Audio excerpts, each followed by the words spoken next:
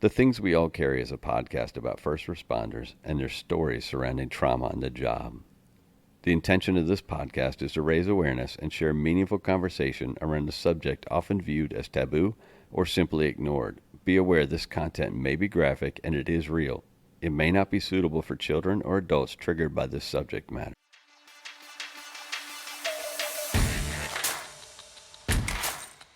Welcome to another episode of The Things We All Carry. Today I'm joined by Stephanie. Stephanie is a firefighter paramedic from my region in Virginia. She has nearly 20 years of service on the job. I first heard from her when she reached out on Instagram to tell me she was using my episodes as a teaching tool. A little later on, she reached out again, this time to invite me to be a guest on her own podcast, the 5 After Midnight podcast. You can find under the heading of Fire Engineering. We sat down and recorded an episode for her show, and as we were finishing, she says, I have a pretty interesting story to tell. That's all I needed to hear, and immediately asked her to be a guest on my show. Her episode speaks volumes about the treatment of females in the fire service and in the world in general. Stephanie's story is at times raw and heartbreaking, yet there are moments that are uplifting and help restore some faith in the meaning of crew and humanity. A quick reminder to please help us build a community which not only recognizes, but supports each other through the struggles and recovery. Reach out through Instagram at The Things We All Carry or email mystory@thethingsweallcarry.com to offer support and share your story. Please remember to leave a review on iTunes and give a shout out to any first responder you know, love, or care about. Y'all enjoy the show.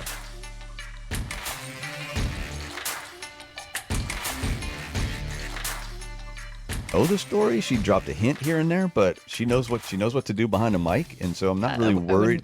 You know what I'm saying.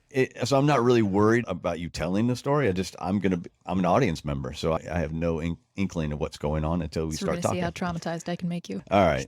Where do you want to start? You want to tell me about? Start at the beginning. All right. So Best place to start. Where did you grow up? Born and raised actually right around this area. Born at Prince William Hospital back before they even had a freaking birthing wing. So okay, so old name. Grew up in Northern Virginia and around Northern Virginia. Had 2 parents that didn't get divorced. All that wonderful normal stuff. Had bonus parents of my grandparents living right down the street, which is really actually extra cool. My grandfather helped discover electromagnetic interference and all that nerd stuff. So he set up out in Fauquier County. He set up this whole little government training center, and it made it a pretty cool childhood because we lived right nearby and all these scientists from all over the world were coming and training under him and all that. At a very young age, got exposed to a very diverse atmosphere and high level of achievement, which I think was very key for how my childhood went. Didn't really get to goof off too much because there was always a high standard set because of that kind of stuff. Goals always had to be written out, that kind of stuff. So really great, stable childhood. The only really weird thing is parents went to a very religious church. And I say religious because there's a difference between, in my personal opinion, faith and religion. I'm not a fan of religion whatsoever. So they went to this church with all their college and some high school friends, actually. They all moved. You know that movie, The Village?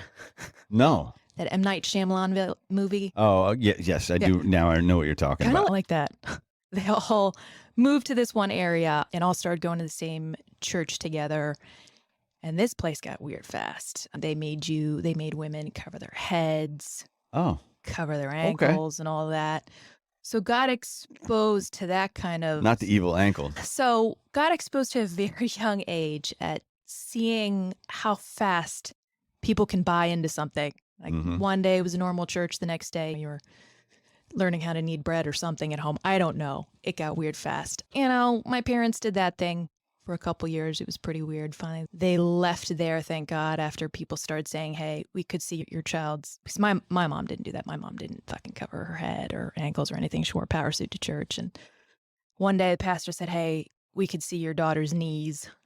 So they left that. That was luckily the most traumatizing part of my childhood. So really, really good, strong foundation going into life, thankfully. If that was the most traumatic thing that occurred to me, we're doing good. Well, let's be honest, and I don't want to alienate people, but religion can be traumatizing. You know what? I will say this. Do I believe in God? Yes. Will I ever step foot in a church again? No. Yeah, and there's your difference between religion and spirituality. Correct. So, and that'll be a topic for a whole different show. But yeah, I agree with you. Episode 3 of this shit show. There you go. But yeah, startup was able to work because my dad and my grandfather had their own company starting at age 12, was able to get that permit to work. So always had my own money bank. So around age 14, I told my parents, I want to start traveling every summer, doing different humanitarian trips. So did that 14, 15, 16. 16, didn't do it with an organization, just traveled on my own and went to Eastern Europe back when Romania was trying to join the EU. So for those too young to know this, Romania was a shit show back then because there's an Eastern Bloc country. Ceausescu had just stopped being ruler. Their orphanages were an absolute disaster. Kids were handcuffed to cribs kind of thing.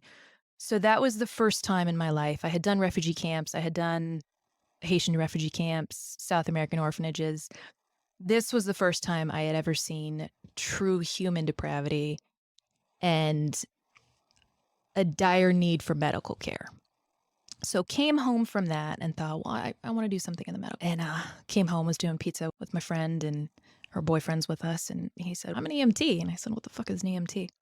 So literally that night, marched me down to the local firehouse and got me a little volunteer application. And I think I got voted in a week later. What year was this? 2002 or 3. Okay. Got voted in that very first night there. I guess career staff was watching everybody go in. Career staff goes out, takes me, drags me into an office and says, who are you? What are you doing here? And I think they could tell that my vibe was a little bit different than the normal teenager that came through. And I think they wanted to set me on the right path early. So these guys were great. They were amazing. They put me right into EMT school, right into medic school, right into anything. They guided me right away towards the career path. And the goal was always get a paramedic, get something like that, go back overseas. You know, I never had any plans to join the fire department, loved torturing anyone who thought fire was cool, anything like that. I just thought those guys were total jerk-offs. Never ever wanted this. You're not far off, but not yeah. Depending on the human. Right. So that was always the goal. That was always the plan. So start EMT school, having to do ride time, be in a firehouse and all that. And any story that's fire department related that I'll tell during this little session, the people involved are retired. I'm not doing this thing where anyone hears this and decides to do the right thing. No, we're telling we're telling old and dead stories here. Wasn't really ready, I think, for the environment that comes along with the firehouse. Which environment are we talking about? Because there's a few quote unquote environments. So back in the early 2000s, there were not a lot of career females whatsoever. You'd find one in a battalion kind of thing. So females being in a firehouse was treated still as a game. Most girls came through and went. Most female volunteers, some were absolutely there for the right reasons. Some weren't. And I think people were just used to treating females a certain way. Where I was volunteering, there was a career guy who would start paging me all the time. Back then we had pagers. If you're born in the 90s, go look it up. Would start paging me all the time. So then he'd call the firehouse wondering what the emergency was. It was nothing, just wanted to talk, which I thought was weird, but whatever. Got a hold of my email address, started emailing all the time. Got a hold of my phone, started calling all the time. And I learned not to pick up. You couldn't block people back then. It was just the brick cell phones. So figured out, all right, don't pick up, this will go away. I started leaving just long rambling messages, whatever. So about 6 months of this happens. And then this individual decided she's not returning anything. So we're going to start being mean about it. So we started going down that path of in the back of the engine, going to calls, reach over, grab my knee, dig in, or grab my wrist and try to make it pop, stuff like that. And let me know one day, I'm just going to do stuff like that until I get you to cry or scream, whatever, bring it on. I have 4 brothers. Didn't really care, but got to the point eventually where one night accidentally bumped into this individual and literally just turned around to walk away. It was a true accident and just got punched in the spine. And I went down. And that was the first time off of a playground another adult had ever shown aggression like that. And I remember thinking, what the fuck did I do wrong? You know, because I'm the kid in this situation. There's an adult doing this. That was my first introduction, I think, to adult aggression. and what could happen out there. So I remember walking out of that situation thinking, well, this has to be me because I don't see anyone else going through this. At the time, I was dating a cop. So I remember I left the firehouse, went and found him, and he said the exact same thing. He said, well, what did you do wrong? You must have. That assumption right there is so powerful. Go through medic school. Luckily, get pulled out of that firehouse to go right on career medic units, and had the absolute opposite experience. Two amazing preceptors who looked at me and said, we have a teenage kid on our hands, and we are going to do everything to conspiracy theory prep this kid for the career she's about to walk into. And they were amazing. They were great. They toughened me up. I don't mean in a way that I needed to be toughened up, but just, hey, kid, this is the truth. This is the reality of the career you're going into and the things you're going to see and the way you're going to be treated. And they were absolutely phenomenal at setting me up for success. That's what I was going to ask. Is were they setting you up for the realizations of what it's like to be a female in a firehouse? Is that what you meant? They were, right. Listen, don't trust anyone until they've proven themselves to you. And just probably not trust them at that point. Yeah. And don't accept anything less than professional. So they were fantastic. They realized what they had on their hands, thank God. So at this point, go and get myself hired. Turned 20 right before recruit school. And the cop I had been dating at this point in life, there's a little bit of an age difference. This point in life, parents who still at the time, I would no longer call them religious, but still at the time are very religious, or they're in their mind at the time, it was, hey, people can go get jobs, but the end goal is marriage kind of thing. That was more the game plan they had. So went ahead, moved in with this guy, started to make tracks towards that whole game plan in life, even though I didn't really want to, wasn't a fan of the idea. Start recruit school, which was hysterical. Just a great fun time getting to learn without any responsibility per se. I don't think any of us I think all of us take recruit school too easily. It's going to be the most fun of your career when you look back on it. Yeah, you hear that a few times, and it depends. Yeah, there were moments that were very fun. Yeah. It's very hard. It's very challenging. But at the end, you look back at it and you go, I had no true responsibility other than to not be an idiot. Yeah, other than not fuck up and just to learn. That was your responsibility. It's the safest part of the whole fire service experience. So go through that, graduate. And I remember graduation night, I turned to the guy I was dating. And I said, hey, keep in mind, I'm not even 21 yet. I just turned 20. I said, hey, a couple of us are going to go out, grab a drink. I'll be home in a couple hours. I'm obviously not going to drink. I'm not about to blow the career I just got. And I remember him being a little angry about that, but whatever. So go out, do dinner with the rest of my recruit school, and then go back. And I remember, so this was day one of my career. I think I had one day off before I started on B shift. Don't hold B shift against me. It was only for 13 years. Can't hold it because I am on B shift. Anyway, moving on. I remember the next morning, just this individual just would not talk to me. And I remember thinking, what the hell, man? You know, I was in recruit school. You went on a million little trips without me. And I just went and hung out with the rest of my recruit school and celebrated our achievement. So that should have been the first red flag of, hey, you left me alone kind of thing, whatever. So go and start shift. Being a mouthy female with prior experience walking into a firehouse made for a hysterical probie year.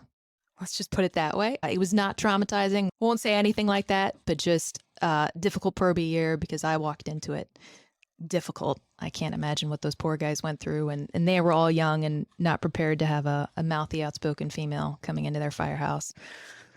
So probie year was a little challenging. And during that time, home life got pretty weird pretty quick. I would come home and tell stories about the guys I'm working with, and suddenly it became you're sleeping with them. And then it became you probably slept with your instructors to get through recruit school. And it got to the point where every day coming home just was a barrage of, you have to be a whore to be a female firefighter, just all this stuff. Now, I hear this all the fucking time. We run these calls. It's a female's fault for staying.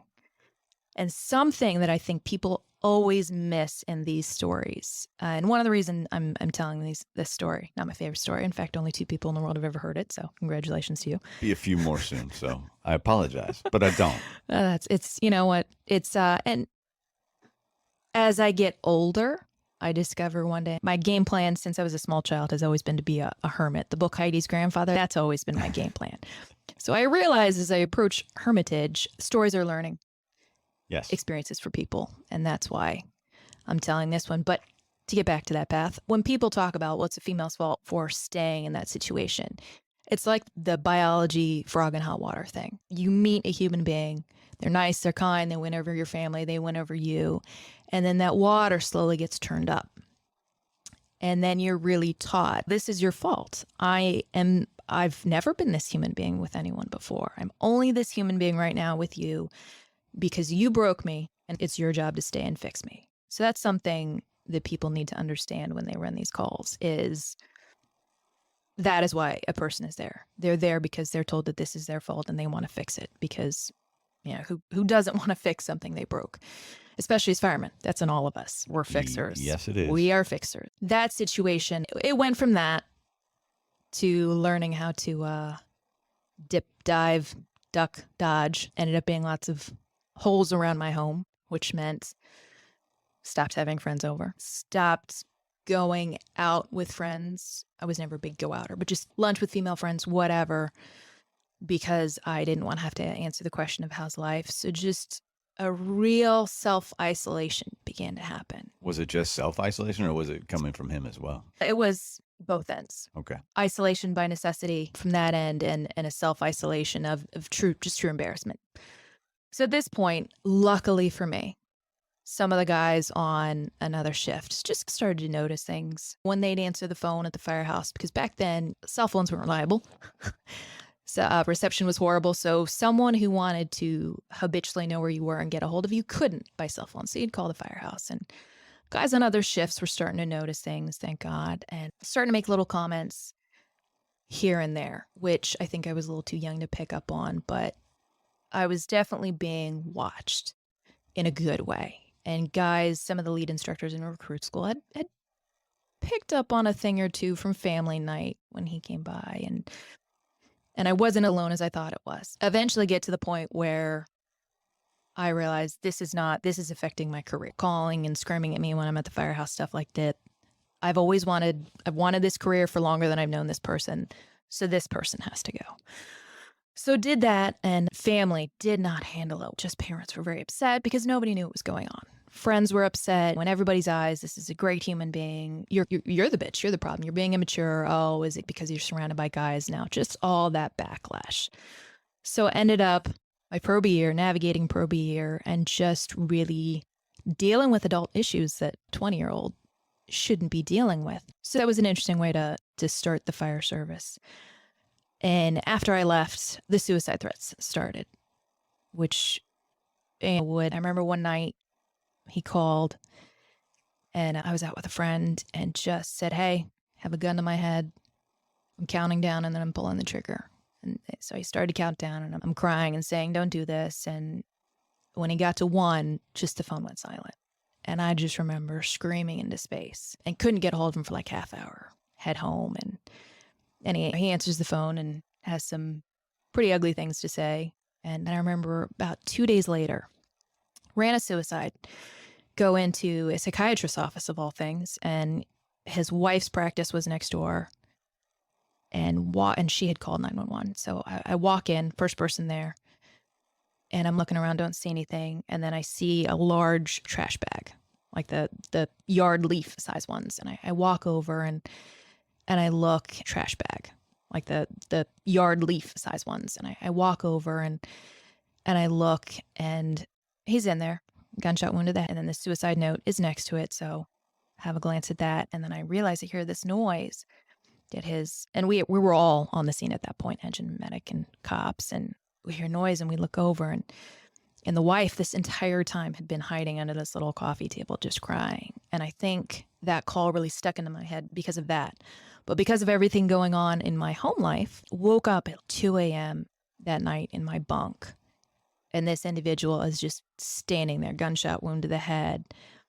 And that was the first and only time, thank God, that I've ever seen something like that after a call where I don't know if it's hallucination, dream, whatever, but where you've seen the victim of a call. But at that point in time, I realized whatever is going on at home has an effect on my career. And I had never put those two together. I had always just thought, I'm strong enough to do this one thing, so I'm strong enough to handle the other thing, and I can keep them separate, and can keep them compartmentalized. And I was very lucky to discover that young because of that call. That was when I realized home comes along with you. Because you're always taught per year, hey kid, keep that shit at home. When you're at the firehouse, you're at the firehouse. You don't think about what goes on at home. And the true realization of, no, that's truly physically impossible, mentally impossible. You can't do that. Really hit hard that day. So shenanigans keep happening because I'm not telling anybody shenanigans are happening with that individual, and just finally got to a point. And like I said, I had moved out. And I had moved out because someone from another shift actually, the night all the crazy phone calls happened, I called the firehouse saying, hey, I'm out sick tomorrow. And a little bit ended up slipping out. That individual said, you're leaving, and you're leaving tonight. And I did, thank God. So once again, someone in the fire department observing was brave enough to step up and say something. That really had a very positive effect on me being alive. So moved out. And one night, this individual called and said, hey, I need you to come back to the house. We have to talk about something. And I did. And I went. And not going to get into that night because I don't know what kind of reaction I'll have talking about it. But it was made very clear I was not leaving that house alive that night.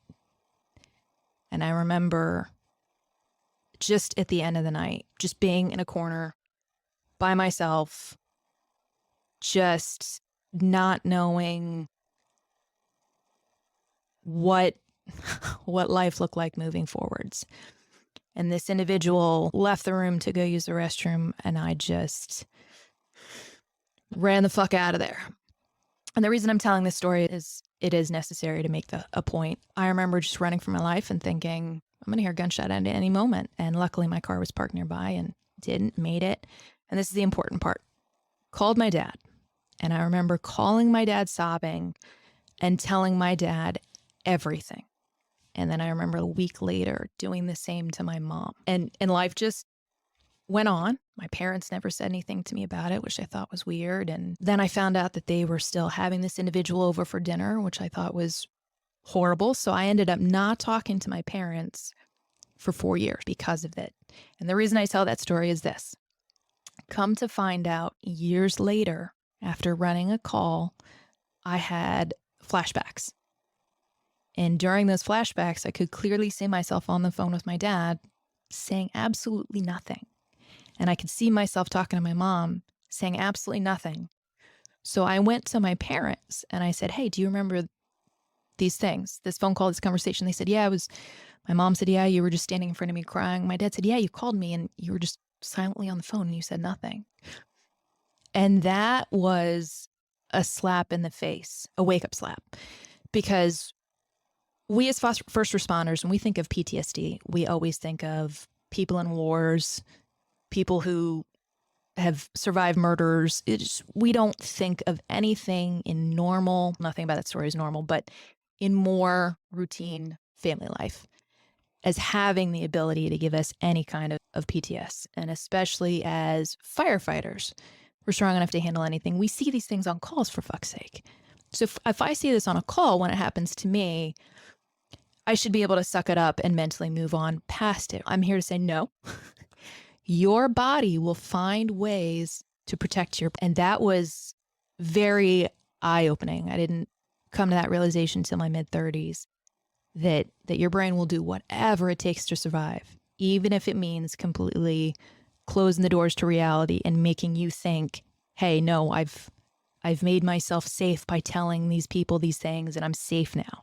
It will do whatever it takes to survive. So that was shocking to find out after having missed out on, actually, I think it was 6 years of life with my parents. So all that happened in my early 20s. Go on after probably a year, get assigned to a firehouse that was a lot quieter. On day 2 of being there, the captain pulls me aside and says, hey, I don't like you. Never going to like you. You and I are always going to be oil and water and we're never going to get along. And he proceeded to make my station life reflect that statement. So just went about my day, and no matter what I did, there was paperwork. I cleared the plate of the guy in front of me and the plate of the guy next to me. I got paperwork for not clearing for the whole table. And I'm not the pro, be there too pro. Just absolute ridiculousness that wouldn't happen in this day and age. We have the safeguards in place for that not to happen anymore. But just... I don't mean to interrupt, but actually I do mean to interrupt because I'm worried that those safeguards aren't necessarily as in place as they should be nowadays. Oh, they're still not. So I They're just still want not. I just want to make sure that we touch on that a little bit because I don't think they are. And definitely in a lot of smaller departments and not centered around metropolis departments, they absolutely are not. And I do see that working a lot with women and women's health. I'm still amazed by some of the stuff I see. But at least where I am now, a lot more safeguards are in place. And the reason I tell this story is because having just come out of that situation where I had to figure out what was my fault and what was not in life, this was dumped in my lap. And this absolutely was setting me up to break me in every way, shape, and form possible if it were not for the most amazing shift of guys I had before I came along at this house. And it was a specialty house. So all the guys who were there wanted to be there. They worked hard to get there. This was considered the pinnacle hazmat house. And you were really good if you were there kind of thing. And I watched one by one these guys go up to the captain over the course of 6 months and say, stop it. And you're wrong. And I watched one by one as these guys were transferred out over a 4-day, sent to IA for random bullshit, just punished one by one. And I'm very sorry for what happened to the careers of those guys, but it took me and systematically built me back up as a human being to watch other individuals see something wrong and put their careers on the line was just the greatest gift I could have asked for at that place and time. That all came to a head when one day the captain he put a piece of paper in front of me and said, hey, someone told this joke. You were in the room, write down all the names of everyone involved. And I said, this joke was 6 months ago. I'm not telling you anything because I'm not going to remember accurate descriptions of a joke 6 months ago. So I wasn't truck qualified, took me off the engine, put me on the truck, took the truck out of service, which back then was a huge no-no because there weren't many trucks in the area. Put the truck out of the service, pointed to a street sign outside, said that thing's crooked. Go dig it up, go dig a new hole, and cement the new one in place and shore it up. So sure enough, went outside and go outside and the individual who was in charge of making sure I did it, I said, hey, can you go grab me a bag of cement? I don't know. I don't even know where we would have that in a firehouse. And he said, no, we've been ordered. No one is allowed to help you. So here's this situation where I'm standing in the middle of the road, by the way, to do this. Truck lieutenant, poor guy, was overtime or detailed in, has no fucking clue what's going on. I think he thought I must have murdered someone. He closed down part of the road for me, and all the guys are just standing around like, what the fuck do we do now? And most is the day this happened, almost all of our guys were off. So it was planned then. So there I am digging a hole in the middle of the road, or in the middle of digging a new hole, put a sign in place, cemented it into the ground, shore it up and all that. Luckily, one of the other guys on a different shift said, what in the actual fuck? And he went and he made some phone calls and I was out of there, I think 2 nights later. So once again, someone stepping in and saying, I don't care about my career as much as I do the right thing. So I was gone within 2 days.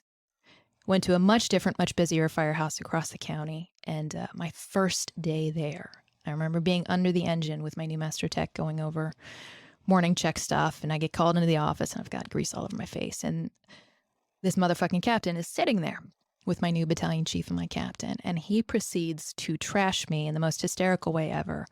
Just nonsensical stuff. She could have been outside doing drills in the middle of winter by herself. She could have pulled hose lines by herself. And keep in mind, I've already done all my probie stuff. And this was the captain from the previous firehouse had come to your new firehouse. To my new firehouse. To try and my shit captain. talk you to the captain and the chief. And, correct? Correct. Okay. And my new captain will say, well, what was she doing? She was studying instead. So it was ridiculous, hysterical stuff. And in front of me, my brand new chief looked at him and said, if you ever come by this firehouse again, I will physically throw you out.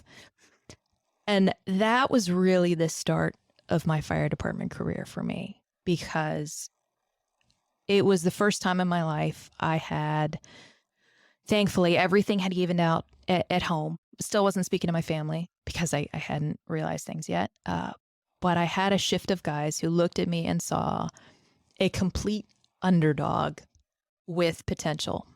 And they were not easy on me. Everything was earned, nothing was given, but they were amazingly fair.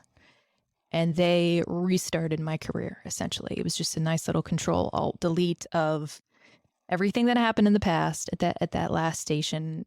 They took and rebuilt my faith in humanity and my career. So career really started afresh, and I got to learn things in a much healthier environment. And finally being able to, and because it was back to being busy, first assignment was crazy busy and just was busy focusing on survival at home and didn't get to focus on how I handled calls. So this was the first time in my career where I got to focus on calls and how I handled them. And we ran a lot of traumatic stuff. And it was great. Our captain, amazing dude, would tell us, listen, if you need to talk to someone, then this isn't the career for you. Great guy, but very old school. And you shouldn't need therapy. You should be able to see something and absorb it. So that's played into how I felt about my early adulthood experiences. I should be able to handle it, absorb it. We're firemen, we're tough, we can do everything. So I remember we ran this one call, and it was a 3-year-old who, her grandmother at Tyson's Corner Center had thrown her off one of the pedestrian bridges 50 feet down. So we get there, we think she's dead, which is horrible to say. That would have been easiest, but we roll her over and she starts screaming. She's still alive. That call, getting her to the hospital, she died shortly after. I remember we all went back to the firehouse and we all sat in the same room, the day room, and we each grabbed a pie. We each sat there just with a pie in freaking silence.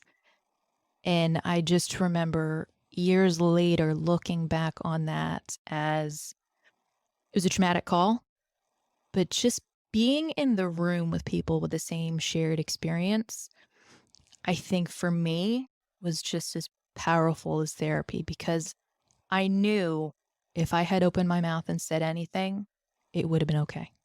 And it would have been safe. So that was a learning experience of sometimes just being around like-minded people in I hate to fucking use this term, but a safe space. And by safe space, the correct usage for the term safe space is you are safe to express what you're thinking around people who are thinking the same as you. Not sure if that's how the newer kids are using that, but that's what I mean when I say something like that you're not going to get jumped on. So 2010 comes along. 2007 was when I had left that crazy house. 2010 comes along. Meet a guy, really great guy. About a year later into dating. So career has really been going great. Fucking fantastic house, fantastic guys, learned a lot. A year later, we ended up having our first wonderful child. My entire life, I had been told, I think starting at about age 15, so I have a lot of autoimmune diseases. Wasn't expected to live past 16. And every doctor from about 15 forward had said, hey, you need to know now, you're never going to have kids, never going to have kids. Had a child. Was not prepared for that in any way, shape, or form. So that was a big shock, big learning curve. Life is great, and reconnect with my parents because they reached out when they found out I was pregnant. I don't know what it was about having a child, but all of a sudden, when you have a kid, and you know this, you have kids, you obtain a different level of vulnerability and fear. All of a sudden, you go from invincible to, and I don't know why, just a certain level of insecure isn't the right word, vulnerable isn't the right word, but just mortal. You're mortal all of a sudden. It's that realization that you're not always going to be there. Right? So I suddenly discover this phenomenon driving home. And to this day, I can't really pin what would trigger it, what would cause it, what. But driving home, I suddenly would just start to have these panic attacks related to what I went through in my early 20s, and I would feel unsafe, completely unsafe. And I would start crying and shaking, and it would always be when driving home. And I think it's because he did, on at least one occasion, try to end my life in a vehicle. And I'm guessing maybe it was lack of sleep, whatever. Don't know what brought it on, don't know why. So this started happening like once a freaking tour going home, just having these sheer, I'm not safe, my child's not safe, panic attacks. Because this individual knew I had a child. He sent me a text message and he said, hey, you can reach out and touch that kid anytime I want, kind of thing. So I think that's what triggered it. So at that point in my life, fast forward a little bit, had baby number 2. And this is still going on. Career is going great. This weird thing is going on that put me in a different, it didn't ruin my life, didn't rule my life, but just this realization of, hey, maybe there's an open door there that I'm not aware of. I thought I had put all this stuff in a box, put it on a shelf. Once my family was the missing link, I thought I was good once they came back into my life. How am I going to get rid of this? So just by chance, because I wanted my kids to know how to defend them, as a family, started martial arts, started jiu-jitsu. And I think the first time I truly kicked a guy's ass, and it was him truly fighting me, not trying to be nice to the girl, but I'm about to be embarrassed by a girl, it stopped. And it never came back. Found a strength. And just the realization, because for years I had these nightmares, that this individual was going to show up at my firehouse or at my academy, knock me out cold, and then just everyone would know this whole hidden, because nobody knew what was going on. No, of course nobody knew. One or two people had picked up that there were things, but nobody knew what was going on in the beginning of my career whatsoever. And just discovering that I had more power to control my destiny than physically than I realized was just game changing. So once again, I think, okay, everything's okay. We're good. That was truly the final door on this story. It's closed. We're good. So go forward. Life is great. Life is great. Realize my significant other, my husband and I realize we have different goals, priorities, paths in life, and we divorce. At the time, my babies were 4 and 1, 2 little boys. And suddenly, my 4-year-old out of nowhere, and keep in mind, up to this point in life, I had always thought I was pretty invincible. Managed to beat a bunch of random illnesses, managed to survive a domestic situation in my early 20s, crazy career, all this. I'm thinking I'm good. All of a sudden, my 4-year-old, when I would go to pick him up from, my ex and I switched shifts. So that way there would always be someone off of the kids. Go to pick him up. He would just start screaming, I hate you. I want you to die. I'd have to carry him kicking and screaming to the car, get him in the car. He would get out of his little car seat and he would get down into the bottom part of the car and just be huddled against the door and just screaming, or he'd try to climb out the car window, get free while the car was moving. And it got to the point where it was physically unsafe to pick him up and take him with me. And the baby did the opposite. He's 1, and he just, when I would bring him back at night to go to work the next day, you would have to physically take him away from me and just screaming bloody murder. And that was the first time in my life that I think I ever physically and mentally just broke. I got to the point where I didn't see my 4-year-old for 4 months. It was crazy. And then just watching my baby just be the opposite. And we'd be out walking together, me and him, and playing, and he'd just talk about missing his brother. Excuse me. And that was the first thing that I can ever say really broke me. And it got to the point where I would go to work and I'd go to bed. I was not able to function. And that was insane to me, to just actually realize that something could knock me over.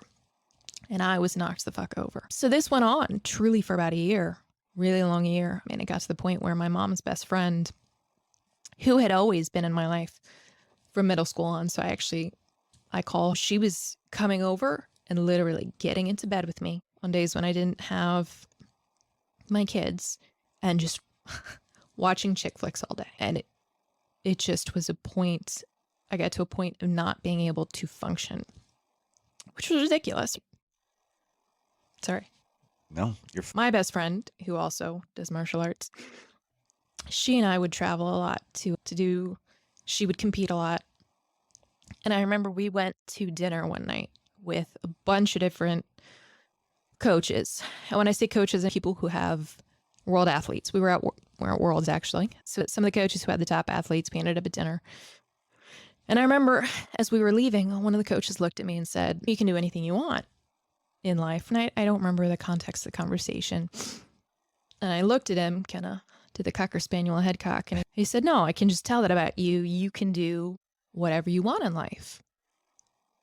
And it's the dumbest thing because it's just simple cliche coaching, whatever. And the guy was just saying it because it was part of the conversation. But I just needed to hear that at that moment in my life. Went home and just called a therapist and said, hey, here is my game plan with my child. What do you think? And the funny thing about therapists, as we all know, is they listen. They don't tell you what to do. They listen to what you have to do. So came up with a game plan and went through it with my kid and started to find out, and not knocking his father in any way, shape, or form, but his dad had started to see someone and she had kids. And so in his little baby mind, if he came home with me, he was going to lose his dad. So that's where we were. So finding that out, just moving forward was night and day. And that was back in 2018. And now, just night and day difference. I mean, it took a solid year of just bouncing things off a therapist, but we are in an amazing place now. But that situation taught me about therapy. And I will trying to find the right way to phrase this. We all need therapy, and we all need therapy at different times in our lives. But I will absolutely say, if you do not know what to do in life, call a freaking therapist, because this therapist didn't tell me anything I didn't know. She just sat there and she listened to me verbally talk through a problem of what could be causing this child's behavior. And then from there, I went and was looking up. And then I thought, oh, maybe this is going on. And doing a little bit of digging, found out, yeah, that's what's going on. And okay, from there, I can start to heal this child's problem. So life gets good again. Get transferred to, because I wanted to be on a different shift than my ex in 2018, at the same time that I'm figuring things out, get transferred to the house I'm at now. Absolutely amazing, hysterical individuals. And once again, think everything in life is okay. And life happens. One day, I was 2020. Yeah, 2020. In September, driving down to Roanoke for a union event. I was a delegate for the state convention. Driving down there, I get a text from my dad. And he says, hey, I'm really sorry about what was one of my two best friends from birth. And I called him and I said, what are you talking about? And he said, I'm really sorry. I thought her mom had already called you. She passed. And it turns out, a year older than me, 3 kids. They found her passed out or deceased in a parking lot. Turns out she had a congenital heart defect that nobody knew about since we were kids, and just passed away. And my amazing significant other just dealt with me that night, having the breakdown of a lifetime. And I remember the next morning, woke up, because I had to go do union stuff, woke up, just took the longest, hottest shower I could, dunked my face in ice, and covered my face in like a depuffing caffeinated eye cream, stung the fuck out of my skin. And I went down there and I acted like nothing had happened in life. Literally put in a face on. Put the face on, acted like nothing had happened in life, and went about my life.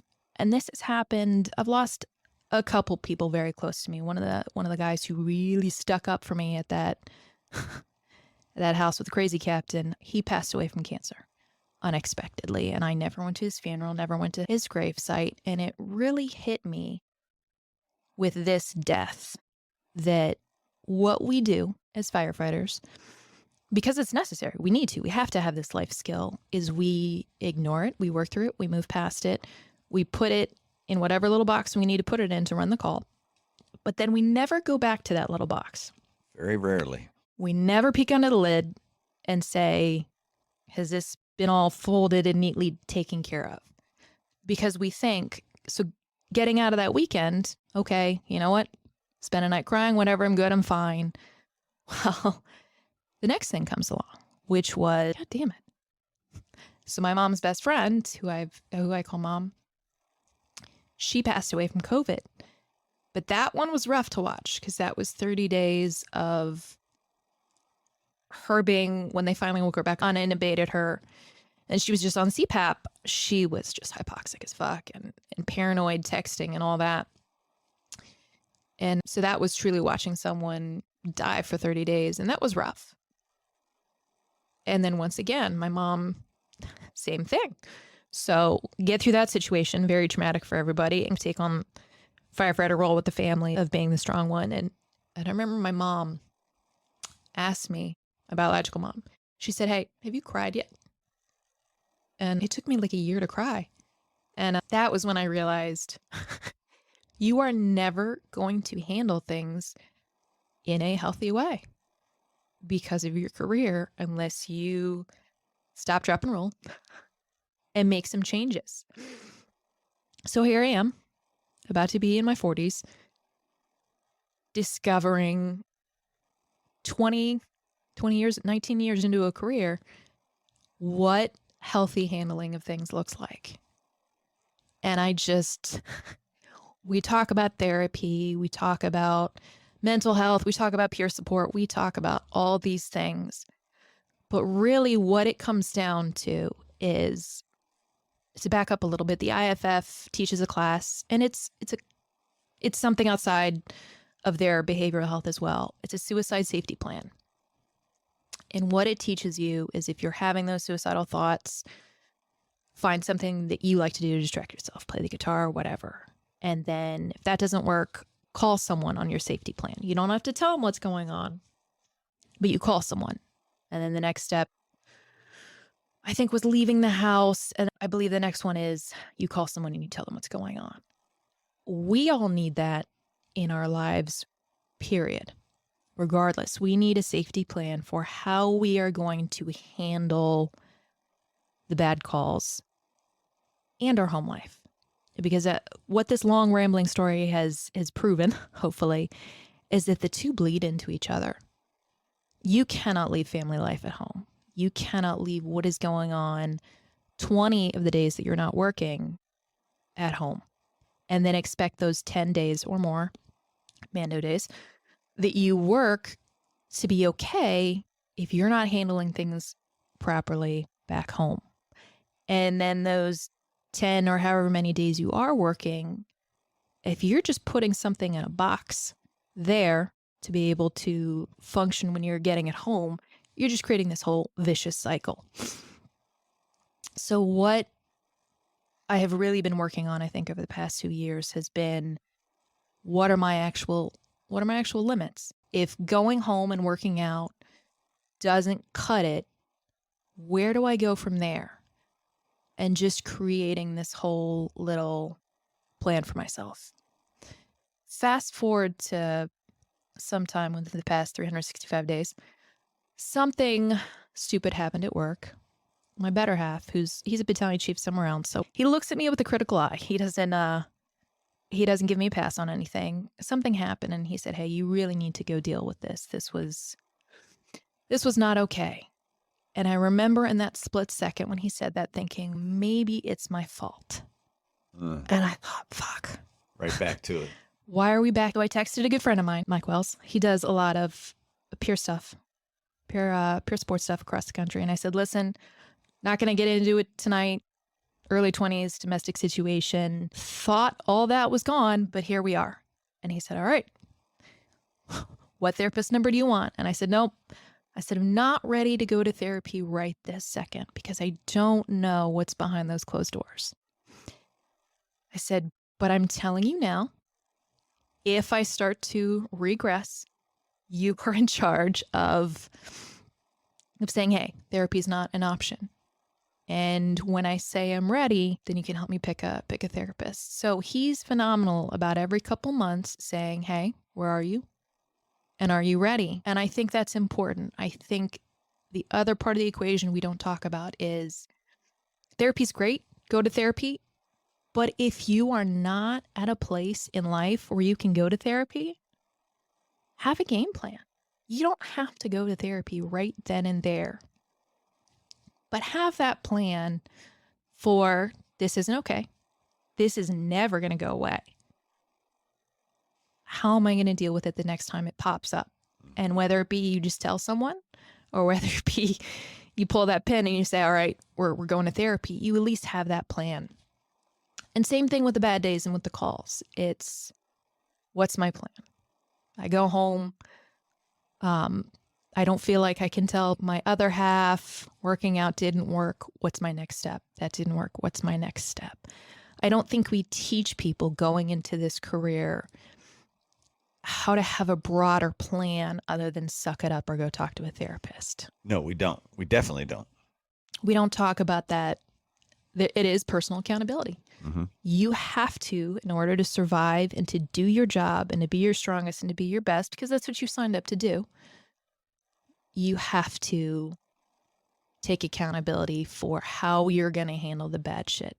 Because we are going to see and be expected to handle the bad shit. We think we're invincible, but if you look at any elite team, SWAT team, SEAL team, whatever, those team leaders are in charge of monitoring their people and looking at them and saying, hey, who's not mentally ready?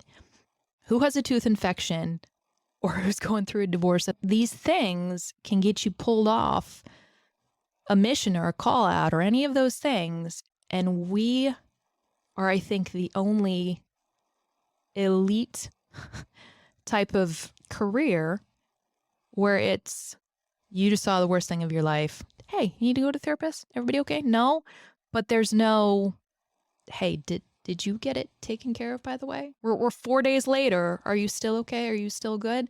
And we can't necessarily do that. So you better have a fucking game plan in place for policing yourself, because that is part of our responsibilities. So that's it. That's the whole, it's a continuing story. 40 years are about to hit, so we'll see what happens in the 40s. I like how you say that's it. There's so much in there because we could have taken each story and we could have gone down a couple of paths from each story, and run with it. Go down a path if you need to. Well, it's interesting because I've had discussions about I think everything that you've talked about. You've talked about your experience as a female in the fire service, the rough, how that is, and how there's been change, but there's not complete change from that experience for women in the fire. So you talked about loss of loved ones. You've talked about domestic situation, which I've obviously talked about on the show before. You've talked about all of it. Everything you've talked about has been a theme somewhere along the line in this show. Well, I think it's important to, and ADD kicked in and I didn't say this. The reason that I did want to share this is because my life is not necessarily abnormal in any way, shape, or form.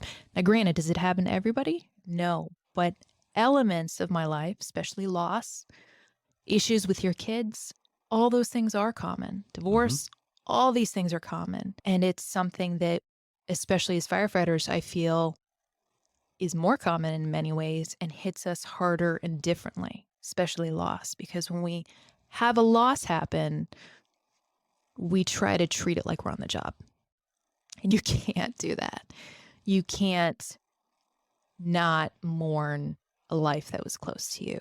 But I think the first instinct is not to mourn that life, because you don't want to open that door and go down that road of starting to have feelings. My story is common, and it's something that commingles horribly with our job. I think that your point of, my outside life, how it affects my job life. It's not my outside life versus my job life. It's my life. And that's what we, like you say, we fail to see that. We fail to see that we're humans outside of this job. We're humans inside of this job. And we're that same human with all these experiences flooding in from home, from maybe a second job, from the job, from everything. It's all flooding in, and we do shut it down. We shove it and we shove it and we shove it and we shove it. And that's where you've got to a point where that's what you're doing. That's where I was 6 months ago. I was doing the same thing. And it's recognizing, wait a second, it's not the job that's really doing as much damage as everything else is on top of it is doing the damage. It's a complete picture. And we can't continue to And we're getting better about creating better systems in classes, but you cannot pigeonhole it into suck it up or therapy. It's much more complex. Not only can you not do that, but if you are doing that, you're completely irresponsible and you are the problem. We won't touch that mentality, but anyway. I'll touch it. My department doesn't like me much anyway, so just slide that one in there. The one thing I really want to hit on, and I talked about this the other day with somebody, women in the fire service angle needs to be spoken about still, and it needs to be put on blast in a sense, because it's still happening. And that's why I said, wait a second, this thing hasn't completely changed, and it's happening in big departments. Females are still putting up with utter bullshit from people. So your union president, Mitch Nason, and I did a podcast, I think probably about a year ago now, where we talked about this. We were guests on someone else's show. And I told a story and I said, by the way, this was within the past year. And the look on Mitch's face was priceless, because this was a year ago. So that would have been 2020, 2019-ish. And things do still happen. I will say some departments have gotten better, but I think what has also gotten better is guys in the firehouse. And that was actually the point I was trying to make on that entire podcast was, what's the repetitive thing in my story here today? What took me down the right road so many times was male coworkers, family in the firehouse, paying attention and saying, this isn't acceptable. This isn't okay. We're going to gather around you and we're going to make sure that the right thing is done. And to this very day in my career, I've watched that still happen. Something went sideways, and it was actually with a male coworker, and watching my firehouse just gather around him and say, no, we won't accept how you're treating our coworker. Get the fuck out. If you can't treat him correctly, then you're not welcome here. So that's always what's going to make or break. Fire department, fire culture, fire service takes hundreds of years to change. What we can change at a much faster rate is what shouldn't need changing, what should already be happening. Everybody should be watching out for everybody. I agree with that. Not everybody is, obviously. And it's funny you mentioned Mitch, because I've asked Mitch to come on a show with me, and he's more than willing, and we're going to set that up. But it's going to be a panel discussion. I wanted to talk about changes and where we should go as a fire service, where we should go as a department, not necessarily a department, because I don't want to be department specific. So you and I can talk about that, because I think you might be a good addition to that. But Mitch knows from your comment that things haven't changed completely. But he also knows from people in my department who have told him, hey, we're still here in the department. And you know what? I pick up my phone and, oh, good, there's a dick pic. I didn't ask for this, but it's there. And there's the request for, hey, you're going to send me nudes. It's there. It's constant. It's every day for women in the fire service still. And people don't realize this. So I remember 2007 or 2008. I was having issues with someone, and they were from another department, but with the very unasked for dick pic scenario. And I finally just one day was exasperated, and I said something to our driver, who's probably about 15 years older than me. And he looked at me and he said, either you figure out how to block that phone number, or you tell that person to fuck off, or I will go tell the captain. And he said, and career to career, we're gonna deal with that. So back then you couldn't block someone on your phone. So I had to call ET and pay to have this number blocked. But he gave me the kind of safe option to do what I needed to do and realize that it was the right thing to do. And once again, watching out for each other. Now, should I have been getting that unasked for dick pic in the first place? Fuck no. That's the fucking issue. But for every negative I have run into, the amount of positive from my coworkers has been twofold. I will say that is I have run into some incredibly stupid shit. But the guys around me have always, and under the threat of having their career damaged, some of the stories I could tell you out of that one firehouse are ridiculous. Mm-hmm. But under the threat of, hey, this could affect my home life, my career, my pay, they stepped up and they did the right thing anyway. And I'd be interested to hear if females in your county are saying the same thing of, yeah, you know what, I deal with some stuff that's a pain in the ass every now and then. But if I look to the guy on my left or my right and I tell them, hey, this is going on. They're going to guide me, or they're going to step up for me, or they're going to do whatever it is. And I hope that's the case. I hope so too. I know for a fact that in our department, the females are still dealing with a lot of unsolicited and unwanted innuendos and pictures and comments, and it's ridiculous. And to me, it just blows me out of the water still. And it actually took me by surprise that it's happening as often as it is.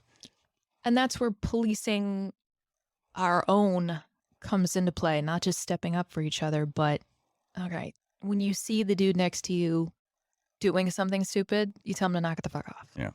Hey, this isn't the time. This is the place. We're professionals here. Why would someone do that to your sister or your mother or your daughter? And I know we always say that as a cliche, but it is true. It's a good barometer. It is a good barometer. It's a damn good barometer. All right. So we're going to talk about a different show after we get off air here. And I'm glad you brought that up. But my last two questions, I'm going to ask you again. I want to know the everyday carry, and you can use the same everyday care if you need to. I don't care, because you interviewed me on your show, and I'll link to your show in the show notes. But what's your everyday carry? What's something you feel naked without if you don't have it? Actually, we just talked about it when I walked into your place. Headphones. I absolutely have to have headphones. Sometimes I can get insanely overstimulated and we all do when we come off duty and our brain is fried. I just worked a 48-hour shift. I didn't know how to tie my shoe when I got off duty. And being able to create a silent or calm space is really nice when you're trying to get your brain restarted. But also, just when you're wandering around, if you can have music in and just make it a little bit more of a relaxing moment, is also a nice little moment of therapy for me. So headphones, I like it because when you walked into the house, I had an ear pod in, and you didn't even know I had it in at the time. Yeah, I obviously do the same thing now. All right, so let's go with a book. What's your book recommendation? So when you and I did my show together, I told you it was John Steinbeck's Travels with Charlie. Yes. Since we did that show, I went back and started to reread Travels with Charlie, which I've been reading since I was like 13 years old. Yeah, you posted it on Instagram a couple of weeks ago. Just reminded why that's my favorite book. It is just a fantastic book. So we'll stick with Travels with Charlie. It's always going to be that answer, most likely. So I will link that into the show notes. And I have not read anything new since because I've been rereading that. So apologies. I don't think you have to apologize. You read what you want to read, and it's a personal choice, right? So, all right. Thank you very much. I appreciate that. Thank you for doing that. I came in blind on this one, and you took over, and I liked it. It was at times a heart-wrenching story, but a very good story to hear. Is the blind thing a joke because I have an eye patch on? No, right I wasn't now? even going to mention the eye patch until I posted the picture, which will probably be later today, just so people can see it. Thank you for creating this space where those of us who are old and about to leave can drop a couple nuggets of wisdom. Yeah, I appreciate you coming on. Thank you very much, and we're going to talk again. Thank you. All right, we're out. Thanks for listening to another episode of The Things We All Carry.